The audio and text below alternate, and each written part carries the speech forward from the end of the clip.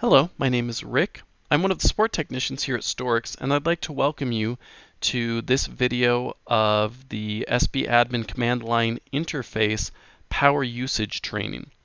This is going to be the Step 1 or basic video, and another video with advanced usage is coming soon. So first off, why would you want to use the command line interface? Well, it covers most of the tasks that you can do in the GUI or the web interface, but a lot of people find it to be much faster, especially if you're used to working at a command line interface normally. Another really big reason that our users, our customers want to use it is that it's highly scriptable. You can create scripts that will both put input into these commands and get output out of these commands and really customize things to your environment. Finally, we do have customers who tell us that they, for whatever security reasons, do not have access to the GUI or the web interface. Maybe the web interface port is closed and they're running across a system that doesn't support any kind of X server exporting. So here's what we're going to cover in today's demo.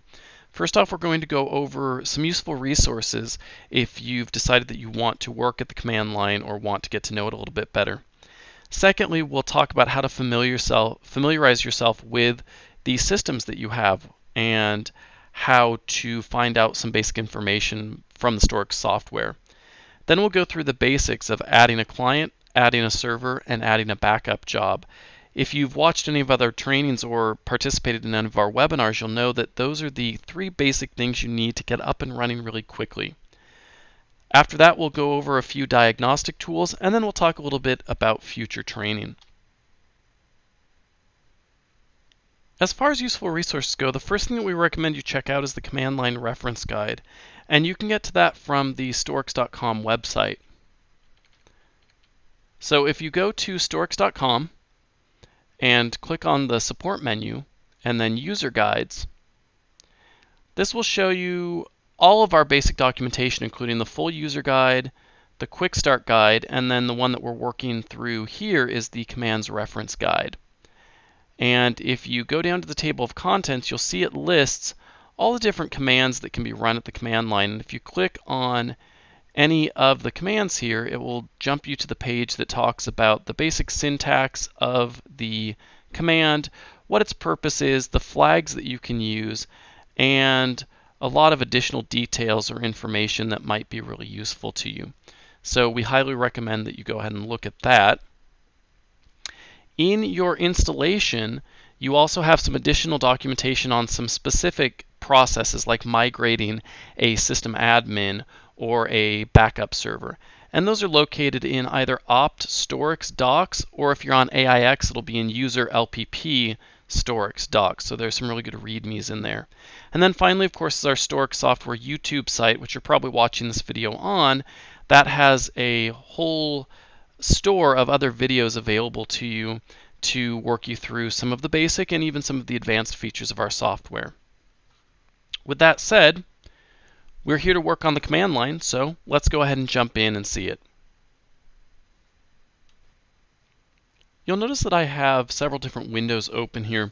For this demonstration, I've set up 5 different host names, client 1 through client 5, to simulate an environment where I have multiple systems running.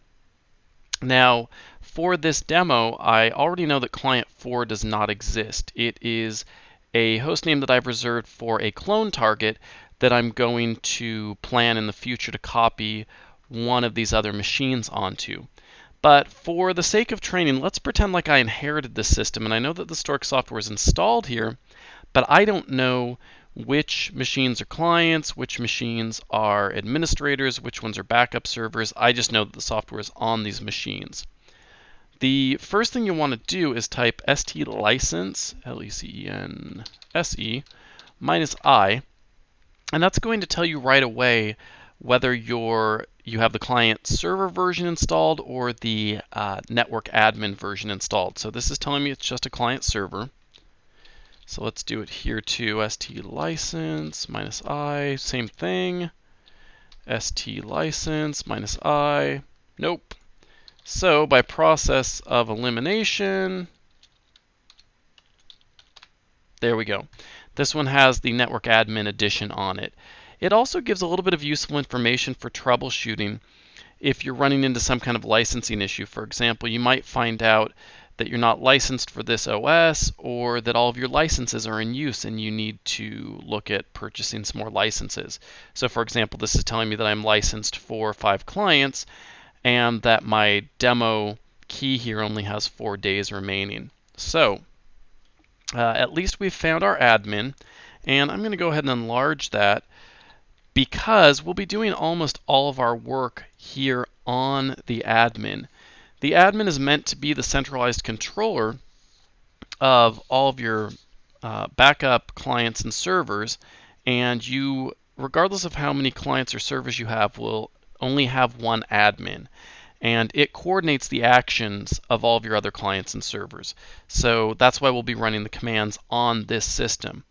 So as we talked about in the slide deck, there are 3 things we need to do. We need to add clients, we need to add servers, and we need to add a backup job. So to work with clients, we use the command stclient, and just typing it with no flags will give us basic usage for it and the basic flags.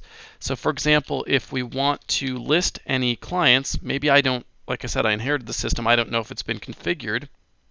Okay, this tells me right here that there actually aren't any clients configured. Adding a client is really simple. You type stclient -a and then the host name of the client. So let's go ahead and add, say, client 2. And now if we list, we see client 2 is listed with the -l flag.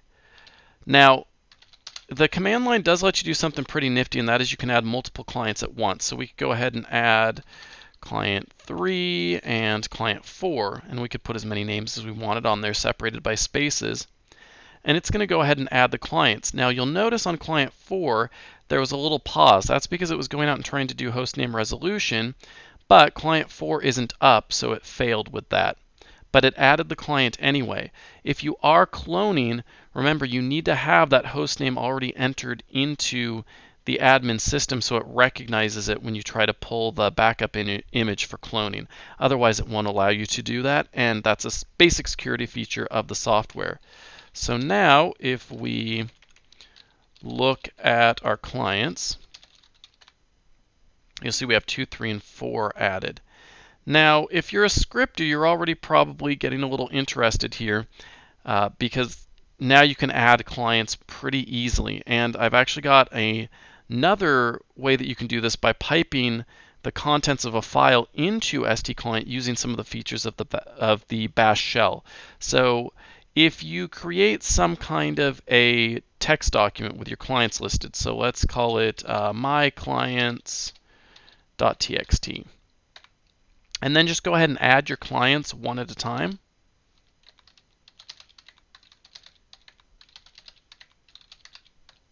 On each line, and save your file. You can then pipe that input into the command. Now, we've already got some of our clients added, so first let's use the -r flag to try removing client 2, client 3, and client 4. Oops, that should be stclient. And you'll see, just like you can add them all from one line, you can remove multiple. Now let's try using the stclient command, and into a variable we will pipe the contents of that file that we created. So we'll put in myclients.txt. Oops, we forgot the I forgot the -a flag. There we go. And you can see it goes ahead and adds all of our clients. Now what happens if you add a client that's already there? So right now, stclient -l is going to list all 5. What happens if I do stclient add client 5 again? Instead of adding, it says it updated it. In the client side of things, this really doesn't do much of anything. And if you look, you still have the same client list. It also means if you were adding, so let's remove client 1 and client 3. So it means, let's say you've got a mix of some clients already there, but you want to make sure you've added the complete list. We'll go ahead and pipe in our text file again.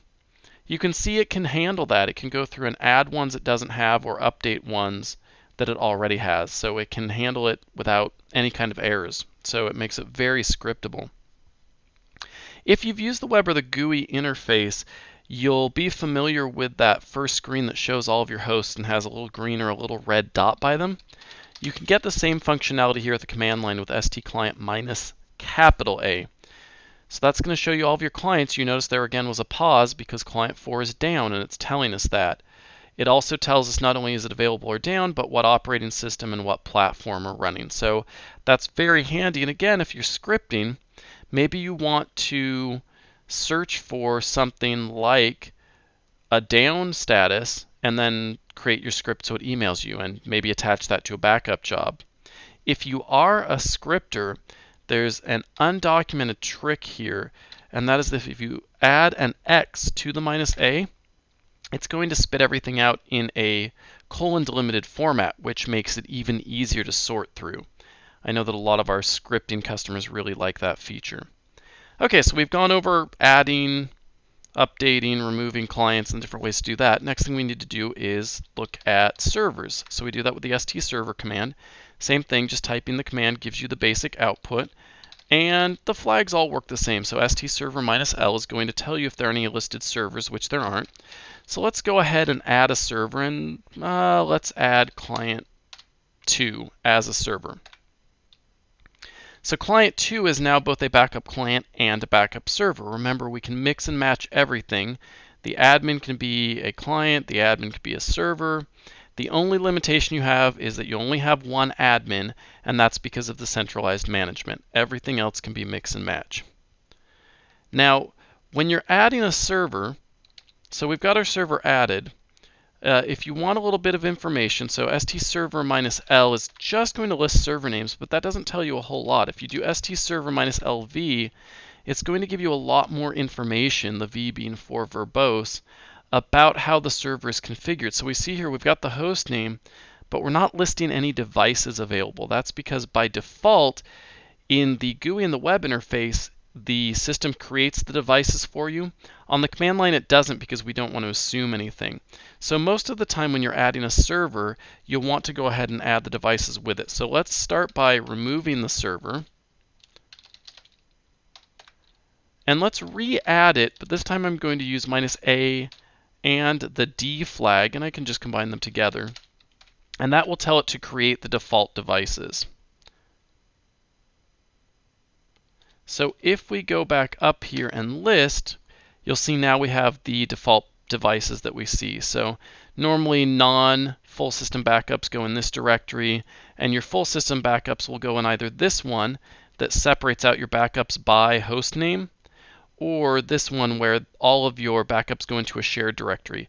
You'll want to use this device here if you're going to do any kind of cloning, because the system will disallow you from accessing from one host to different host backups.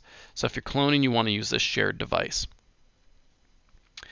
All right, so one thing that you'll notice that's different here is if you try to add multiple servers on the same line. So let's say we did client 3 and client 1. It's not going to allow us to do it. It's telling us you can only add one server at a time, and it does that because there are a lot more options you need to specify when you're configuring a server, so it keeps things from getting too confused. Okay, so we went over how to list the server details. Now let's go ahead and add an NFS server. NFS servers work with a little bit different command structure because they aren't storic servers. You're going to use a command called stconfig NFS. And you'll see there's the basic usage of it. So if you did stconfig NFS -L, same thing, it'll list any servers that are there. There's already one configured. And if I did -L stconfig NFS -LV, it will do the same thing. It will give me details of the server. But let's go ahead and start from scratch. So let's remove this server, stconfig NFS -R, and it was called my NFS server. Okay, so it's removed, and let's see what this looks like from scratch, because it's a little bit more complicated when you're working with NFS. So you do stconfig NFS -a for add, and you have to give it a little bit more information. The first thing it's going to need is NFS servers work off of IP addresses, the way we implement it. So you want to give it the IP address of your server. And what will happen when you're running a backup is that the backup client will actually mount that NFS mount locally to itself. So if there are any mount options you needed to mount just from a command line, you want to specify those here with the -o, so that the Storx admin knows to pass those on to the client, and the client will then use them. So let's say you're using the vers equals 3 flag to force it to use NFS version 3. If you're doing that at just a plain mount command, you also want to pass those here. Then you're going to do S for the subdirectory where, or your NFS share where you are sharing out to. So we'll say that we have it configured for /NFS, and then give it a server name. So NFS server. Okay, and it's been added. So now if we do a listing, you'll see that we've added this new server. Okay, so that's pretty easy. We've got some clients configured. We've got a couple servers configured. By the way, if you run stserver -l, you'll notice that the NFS server does not show up there. Those two systems are kept separate. The last thing we want to do is create a backup job, and that's done with stjob. You probably notice, first of all, here that there are a lot more options, and that's because there are a lot of different things you can do with backup jobs. So what we're going to do first is check to see if there are any jobs listed. stjob -l, no jobs currently configured. So as I'm sure you can guess, we're going to start with stjob -a for add. There's a little bit more we need to put in here, and I'm just going to put in the minimum options you need to get a backup job into the system, the minimum it will take to accept it. So we need to give it a schedule for minimum, and let's go ahead and do write on demand. So that will tell it to run the backups only when we actually run the backup job. It won't use any kind of scheduling. Otherwise, you have to pass it some scheduling information. The next thing you need to tell it is what kind of profile you're using. And you can get the list of profiles in the documentation. If you're going to be doing any kind of bare metal recovery, you need to be using the full system profile, because that's the only one that allows, that takes all the information needed for bare metal recovery. Then -c in the name of the client. So let's say we were going to clone client 3. And the name of the server, and I think we'd set up client 2 to be a backup server. And we also need to tell it what device we need that backup to go to. So remember, way up here, oh, and there I do, yep, server host name's client 2. We need it to go to this shared one because we're going to be cloning it. So let's go ahead and copy that information. And the last thing we need to give it is a job name. So let's just call this weekly 1. Put that in, everything's been entered. It gives us a little information. Says we didn't use the %c notation, we put it into the shared directory, so we need to be aware that backups created this job may be accessible by other clients. And that's exactly what we want, because we want to be able to use boot media on client 4 and clone the backup job that we created onto client 4. So that's how you would do that. Now, let's say we want to do a different type of backup. Let's do instead do a directory type backup. So we'll create a separate backup. We'll call it weekly 2. And it's going to be a directory type backup. So that profile is called directories. And it won't go to this device. The %g shared device is set to accept full system backups, not data backups. So we need it to go to the other device that we created. And I'm just doing this off of memory, but it's %c And I think instead of system, it's data. So backups data %G %C. Again, you can go ahead and list those devices for your server to get that information. It's going to need one other bit of information. We've specified directories, but it needs to know which type or what directories to do. So we're going to have to use this backup data list. So we'll do -B and then tell it in quotes what we want to back up. So let's say we want to back up home. All right. Oh, and I did a typo there. It's telling me I did date instead of data. Yep, right there. So get that A in there. There we go. Excellent. So it says jobs scheduled for future use, and the job has been added. Now, we've got a couple backups here. Let's say I've decided I don't just want, I've created this backup, and let's go ahead and look at these. So st job -L. Well, that's not very helpful. That just tells us what the jobs are, not really what they do. So let's add a V tag on there for verbose. Okay, so I've got this directory type backup going on demand, and the only one I'm backing up right now is client 3. What if I want to add another client to it? Well, I'm just going to do all the input I did for it the first time and change any details I want to change. Now, for example, your client list, we can put multiple clients on one line, separating them with a space. So I could put client 3 and client 2 also in here. And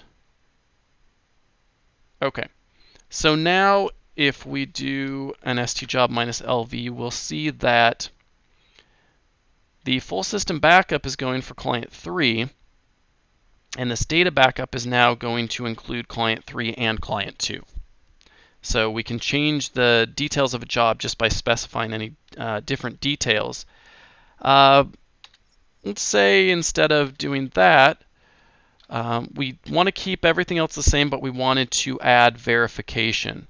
So with the stjob command, if we want to add verification, it's -VY for verify yes. So again, the same thing. Just take that same job and add the other flag to it. So let's see, where can we stick it in here? We'll put it in there. Okay, and then do an LV, and you'll see now it's added verification of the backup job. Okay, so we've done that. Now, we've added extra clients, we've changed a couple of details. That's really just scratching the surface. As you can see, just in looking at the stjob command, there's just a whole multitude of things you can do for scheduling and using different profiles and remove the job after it's run. Anyway, a whole slew of things that you can do. One handy thing you might want to do is to copy a backup job. So let's say you want it to be a template to create other backup jobs. So you want to copy everything that's already in it. You do stjob -N, and then you do target and then source. So the new job name, weekly 3, and I want it based on weekly 1. Okay, and it says it's been added. So now if I do stjob -L, you'll see I now have weekly 1, weekly 2, and weekly 3. And then, of course, to remove a job, it's going to be stjob -R, just like the other commands, and whatever the name is of the job. And you can pipe information in here using the bash shell, just like we did with the clients. So a lot of flexibility you have in here. This gets to one really interesting usage point. So let's say that you now want to go and remove your client 3. You, for whatever reason, took that client down, deactivated it. It's no longer active anymore. You don't need to run backups of it. So normally you would do stclient -R, client 3, but it's warning us that client 3 is currently assigned to one or more backup jobs. And if we look at those backup jobs, client 3 is still there. It didn't take any action. It didn't want to do anything destructive because it's warning us, wait, you're removing it, but you still have it scheduled for backup jobs. Are you sure you want to do that?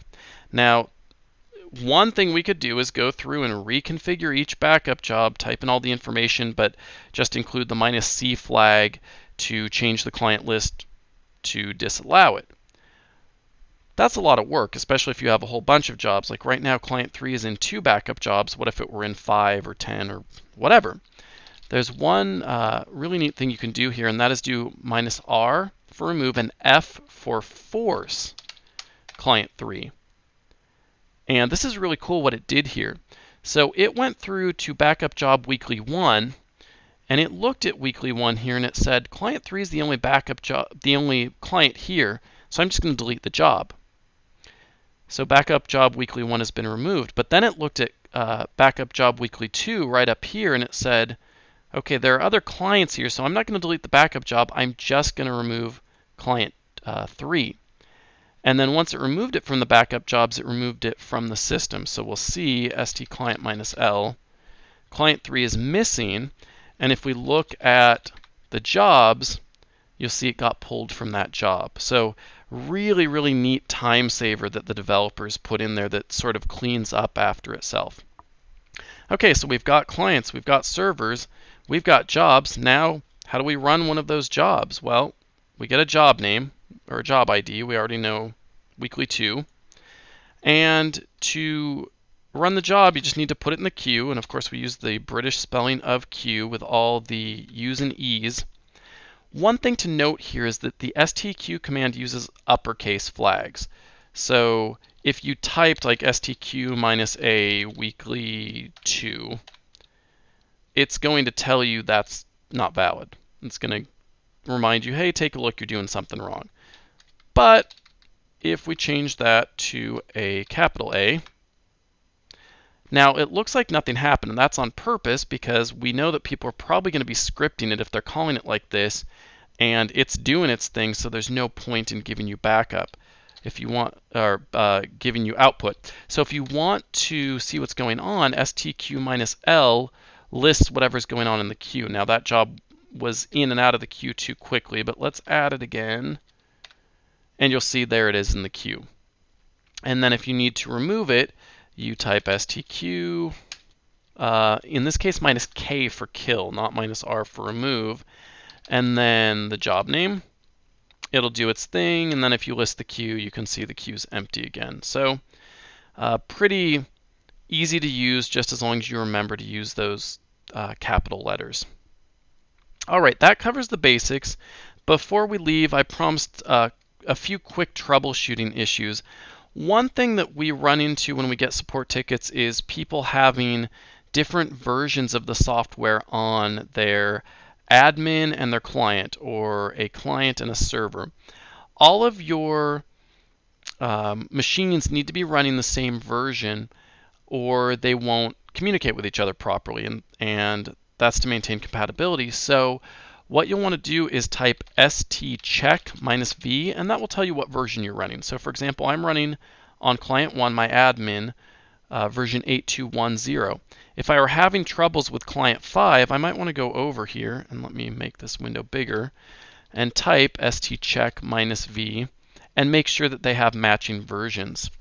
The next thing, let's make this again a little bigger. The next thing you want to check is for good communication. And we go over this fairly often in our demos because with many of the tickets we get, this is the first thing that we ask our customers to check anyway. If you're having any kind of trouble with backup jobs not running, or you're getting the little red dots, this is a good place to start. And you can use the stcheck command again and the name of the target that you want to check. So we know that our admin is client 1. Let's see if there's good communication with client 1.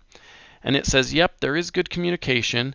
It tells us that client 1 is responding, telling us its IP address, its host name, and the ports it's using. So we can make sure that's all the stuff that we expect. And it says that I am not, client 5, a valid admin for client 1. Now if I go to client 1 and I run the command the other way, stcheck client 5, we'll see that it responds, hey, I'm client 5, this is what I think my IP address is, I'm running on those ports, so those match up, this is what I think your IP address and host name are, and you are, client 1, a valid system admin, but you're not a backup server. So this is going to tell me right away things like if I'm multi-homed and I'm using the wrong adapter, or one that we see all the time, hostname resolution isn't working correctly, this is going to diagnose those issues very quickly. Another thing sometimes we have customers do, and it's always worth doing, is doing an ST check against yourself. So if I'm on client 5, ST check client 5, that's going to check to make sure that the software is actually running on client 5 and that it's able to open up on the ports that we want it to. So that's another great thing to do. So ST check against each other and from both sides, and ST check against yourself from both sides. So you'll notice if we did an ST check, and it doesn't have to be to an admin, it can be to another client. So if we do ST check client 4, just to see maybe we're going from one subnet to another, maybe that's the issue. We see client 4, that failed, there's no route to host. Well, we know that's because this machine doesn't exist, but it definitely gives you a pointer in the right direction. Hey, there's a network issue here, or hey, there's a hostname resolution. And once again, remember that those commands with st client -a and st server -a will show you availability, so they'll show you if something's down. And that does the same exact thing that those red and green dots do when you're in the GUI interface. So that's a really good rundown on some basics that you can do at the command line. All right, I hope that information was really valuable for you and that it will make your